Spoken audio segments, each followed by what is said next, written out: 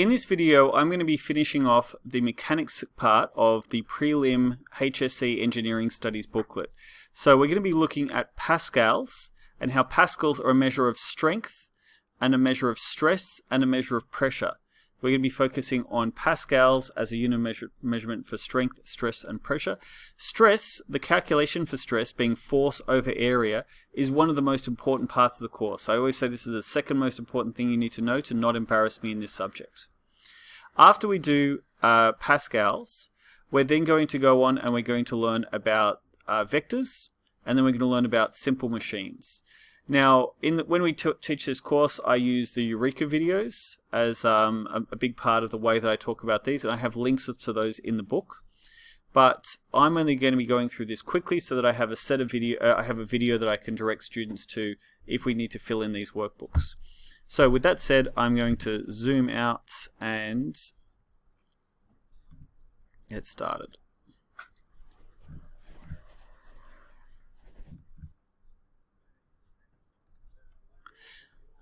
Okay, so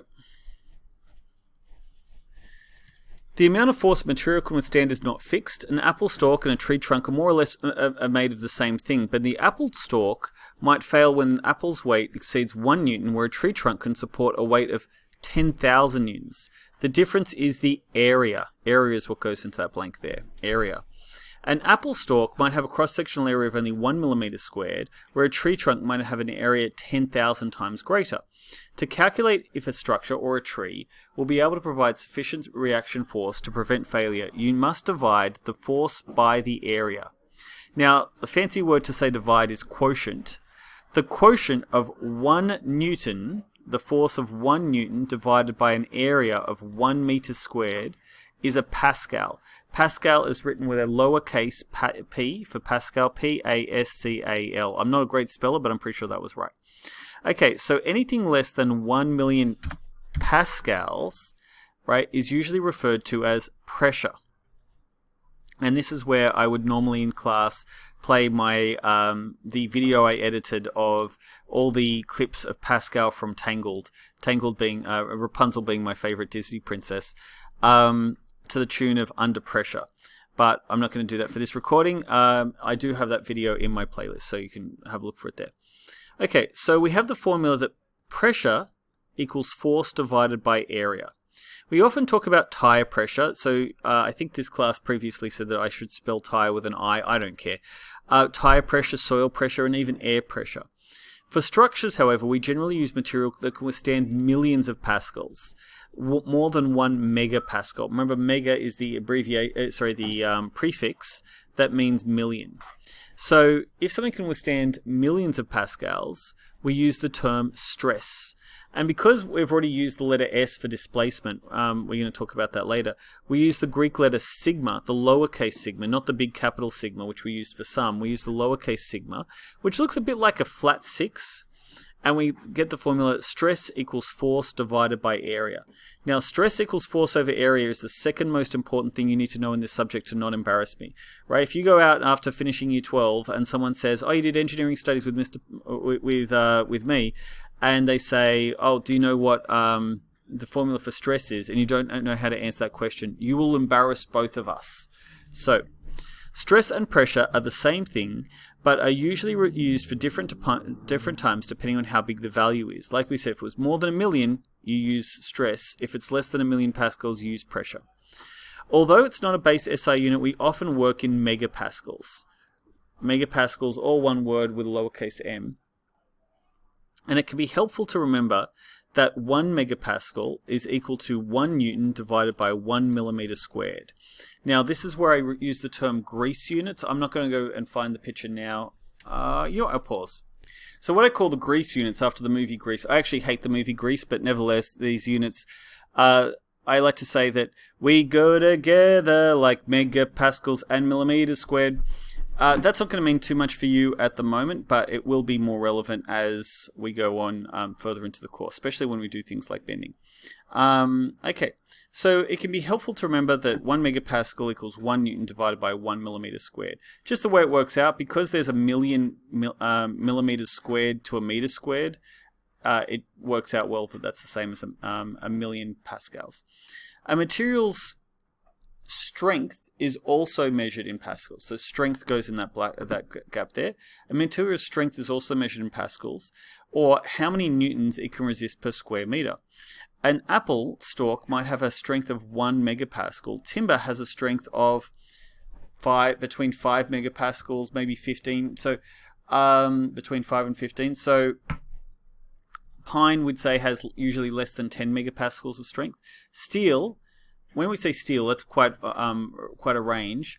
But I'm going to say that in this gap you should write here, steel has a strength of over 300 megapascals. Over 300 megapascals. And we can see this answer. I've written about 300 megapascals. So what we can say is that mild steel, and this is the third most important thing you need to know in this subject to not embarrass me, mild steel has a carbon content of 0.3% carbon and a yield strength of over 300 megapascals, right? So I try to think of the third thing you need to know to not embarrass me is that mild steel, which has 0.3% carbon, has a yield strength of over 300 megapascals. Okay, so this picture puts together a lot of those concepts that 1 Pascal is equal to 1 Newton divided by 1 square meter, which is written as 1 Pascal equals 1 Newton divided by 1 meter squared. This stress and pressure are both measured in pascals. Pressure is for things under 1 million pascals, used for soil and tires in engineering. The term pressure is used when the value is over 1 megapascal, and this most of the time in engineering we're going to use the term stress. The strength of materials is also measured in pascals. For instance, steel has a yield strength of over 300 megapascals. Concrete has a compressive strength of, I would say, about 30 megapascals. These days, I think it'd be hard-pressed to buy concrete that's under 30 megapascals. Okay, it is the job of engineers to design structures of sufficient size to ensure that the stress does not exceed the strength of the material to prevent failure.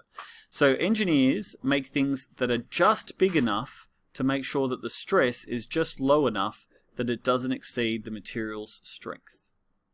Yeah, so anyone can build a bridge. It takes an engineer to build the smallest bridge possible given the material's strength. Once we know that we don't know the stress that's going to be in place, but we estimate the stresses, right? We estimate the loads, and from that load we can estimate the stresses. Or really what we can do is we can say we know the strength, we can estimate the loads, so what we usually do is we design the area, we decide how big the materials need to be. Okay, what is the unit of measurement for pressure?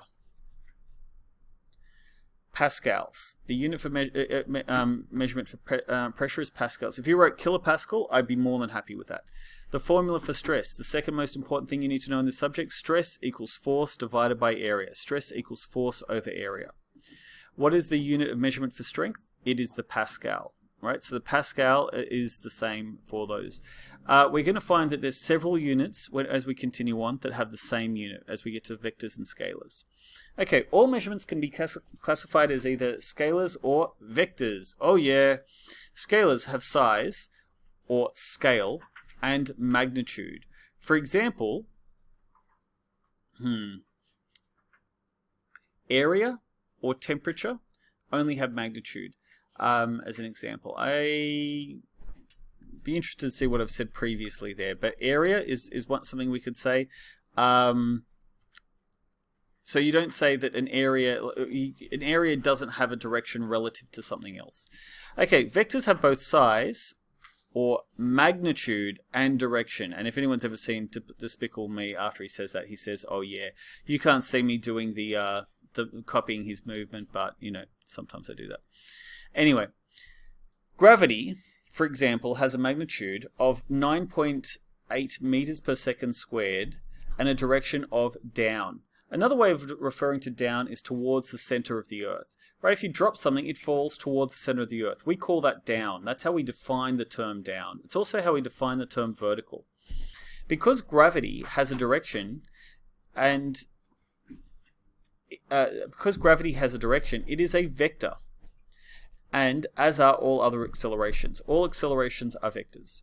Force is equal to mass multiplied by acceleration, so forces also have a direction and also vectors. Weight is a force, and it is a vector. On the other hand, mass does not have a direction, so it is a scalar. In physics, two terms we often use in daily life are speed and distance. In physics, these are reserved only for absolute values without consideration to direction, and they are scalars. When a runner, Zoe, completes a lap of a running track, she has covered a distance of 400 meters. I named this example after my niece, Zoe. Her birthday is this weekend. But she's back where she started. So when you run from the running track, you start there, you go around, you've run 400 meters, but your displacement, if you were to try to draw an arrow from where you started to where you moved to, the arrow would have zero length. It would be impossible to draw an arrow from where she began to where she started.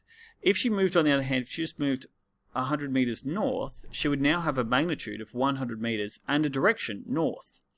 In physics, the value of where something is compared to where something started is called displacement.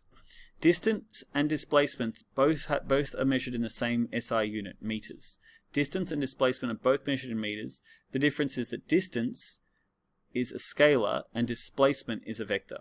We use the symbol S for displacement.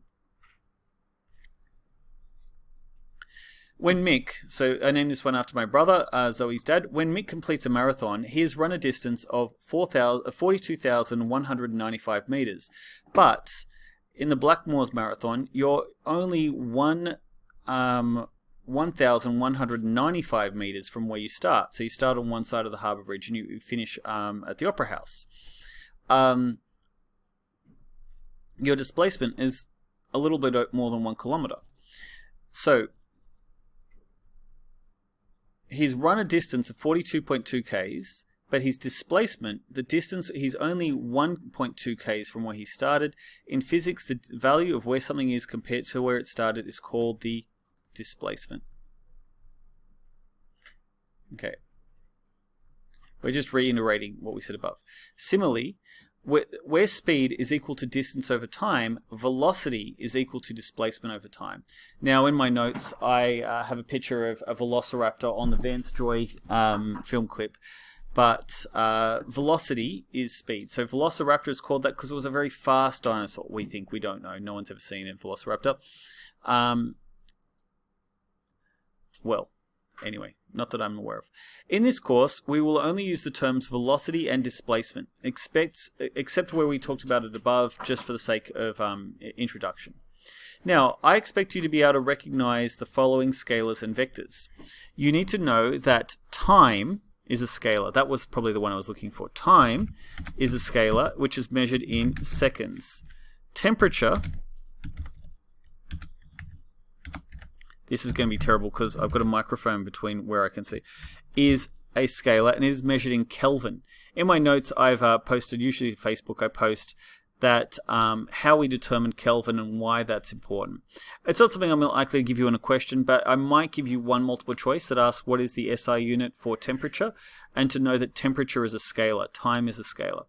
Okay, so distance and displacement are both measured in meters.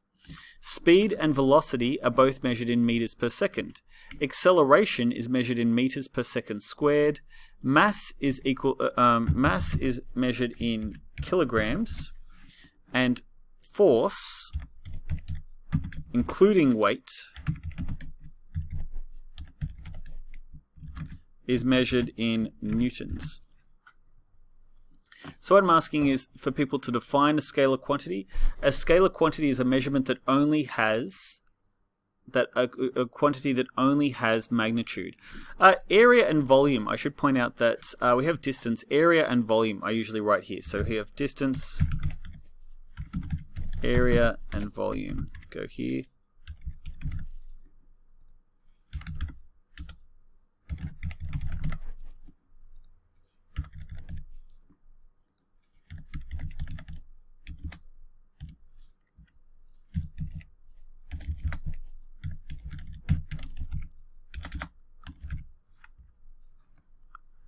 Two C's, one L. Good work, spell checker. Thank you. Okay. What properties do vectors have? Vectors have magnitude and direction. Oh yeah. Define displacement. Displacement is the distance, is a measurement from how far something is from where it started.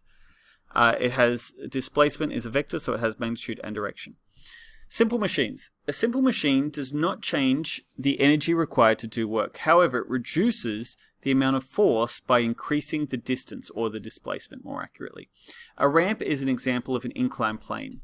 Now, we then have a Eureka video all about the inclined plane.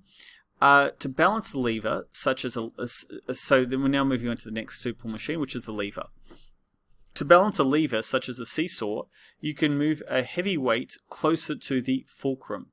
So this is where I talk about how fat kids always win at seesaw, unless you cheat by moving the smaller kid closer to the fulcrum. You need to move the smaller kid away, or the heavier kid towards.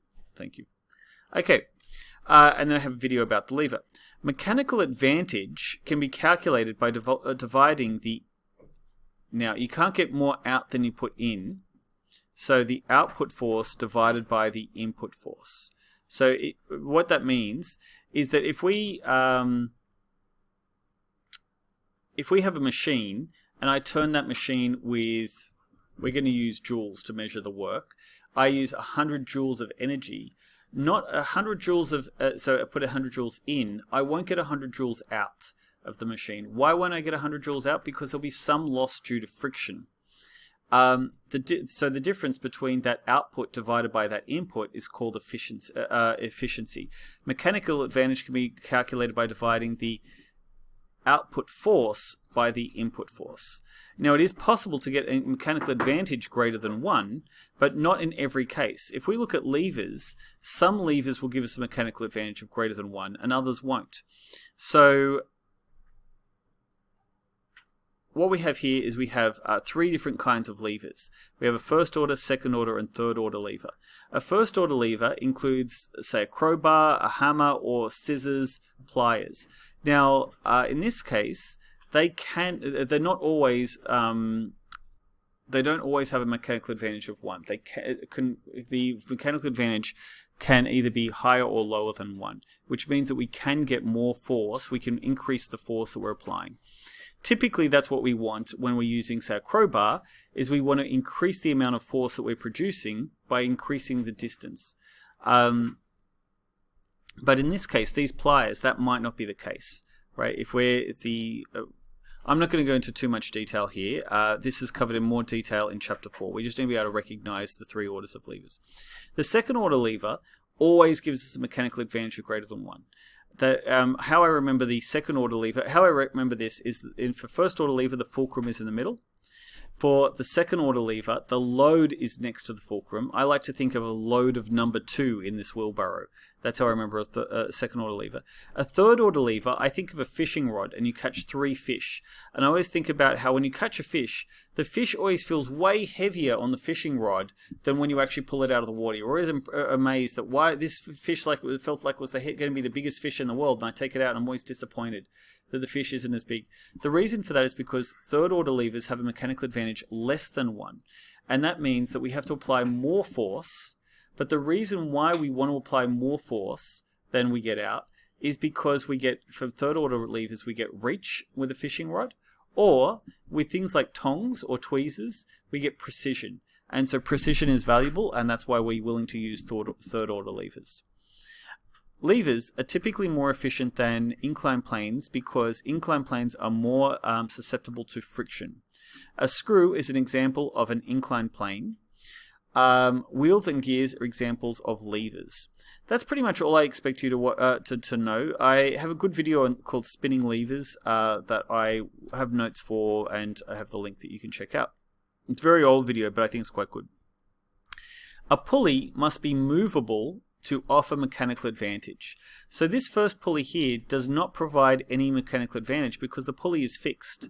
The second pulley, on the other hand, we're getting a mechanical advantage of 2, which means that what we have is in fact a velocity ratio. So the velocity ratio is what we could consider to be the idealized mechanical advantage. It doesn't exist in reality. It's almost like virtual reality, like VR, whereas mechanical advantage happens in meat space. It happens in the real world. The velocity ratio in this case can be calculated when we have a movable pulley by the number of ropes attached to the movable pulley. So in this case, there's a velocity ratio of 2.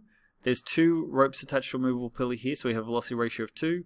Here we have 3 ropes, a velocity ratio of 3, and here we have 4 ropes attached to the movable pulley, a velocity ratio of 4. In this example here, we have a mechanical advantage of 1, 2, 3, and 4. And that is all of our mechanics notes covered for Chapter 1 for the Preliminary Engineering Studies course.